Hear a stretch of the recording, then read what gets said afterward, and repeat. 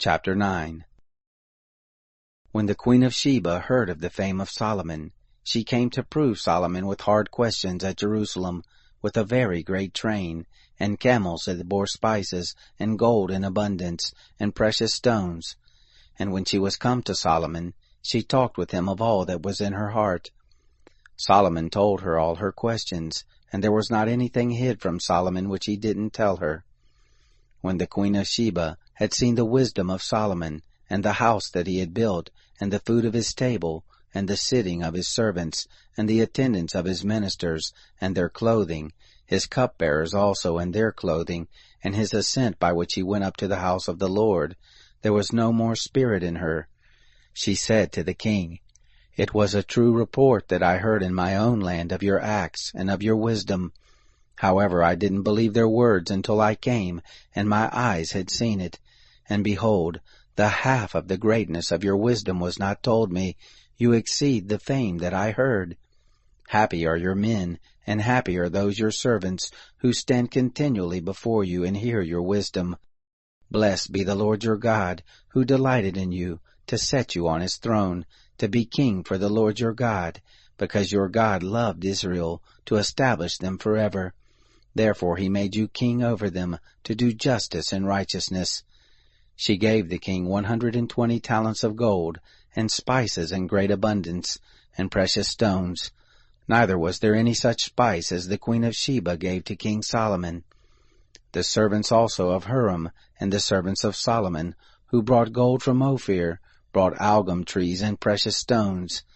The king made of the algum trees terraces for the house of the Lord, and for the king's house, and harps and psalteries for the singers, and there was none such seen before in the land of Judah. King Solomon gave to the queen of Sheba all her desire, whatever she asked, besides that which she had brought to the king. So she turned and went to her own land, she and her servants. Now the weight of gold that came to Solomon in 1 year was 666 talents of gold, besides that which the traders and merchants brought. And all the kings of Arabia and the governors of the country brought gold and silver to Solomon. King Solomon made 200 bucklers of beaten gold. 600 shekels of beaten gold went into one buckler. He made 300 shields of beaten gold. 300 shekels of gold went to one shield, and the king put them in the house of the forest of Lebanon.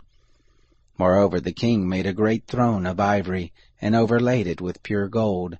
And there were 6 steps to the throne, with a footstool of gold which were fastened to the throne, and stays on either side by the place of the seat, and 2 lions standing beside the stays.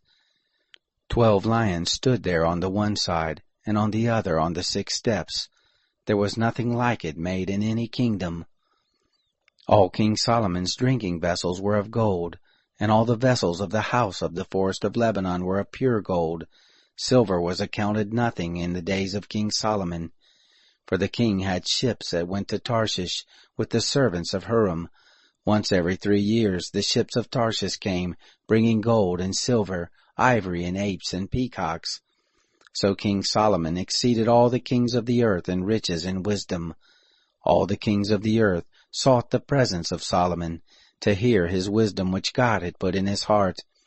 They brought every man his tribute, vessels of silver and vessels of gold, and clothing, armor and spices, horses and mules, a rate year by year.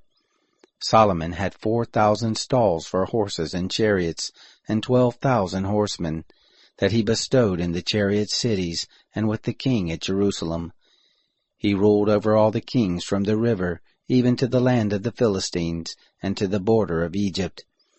The king made silver to be in Jerusalem as stones, and cedars he made to be as the sycamore trees that are in the lowland for abundance.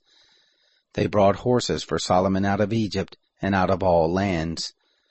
Now the rest of the acts of Solomon, first and last, aren't they written in the history of Nathan the prophet, and in the prophecy of Ahijah the Shilonite, and in the visions of Iddo the seer, concerning Jeroboam the son of Nebat? Solomon reigned in Jerusalem over all Israel 40 years. Solomon slept with his fathers, and he was buried in the city of David his father, and Rehoboam his son reigned in his place.